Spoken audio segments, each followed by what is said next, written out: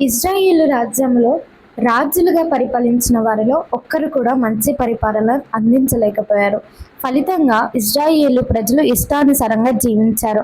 కాబట్టి దేవుడు వారిని శత్రువైన అహష్వరాజుకు అప్పగించాడు. ఫలితంగా అహష్వరాజు 10 గోత్రముల వారిని బానిసగా తన రాజ్యానికి తీసుకుపోవడం జరిగింది. ఆఖరికి ఇజ్రాయేలు రాజ్యము బీడు భూమిగా మారిపోవడమే కాకుండా తగలబెట్టబడింది. ఇది ఇశ్రాయేలు రాజ్యము చేసిన పాపానికి ప్రతిఫలము.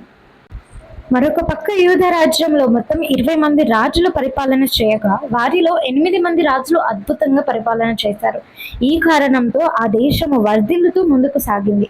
కొంతకాలానికి పాపిష్టి రాజులు పరిపాలనలోకి రావడం ద్వారా దేవుని మాటలు, దేవుని చిత్తాన్ని పట్టించుకొని పరిస్థితుల్లో ఇర్మియా అనే ప్రవక్తను దేవుడు పంపించి వారు చేస్తున్న పాపిష్టి పరిపాలనకు, ప్రజలు చేస్తున్న పాపాలకు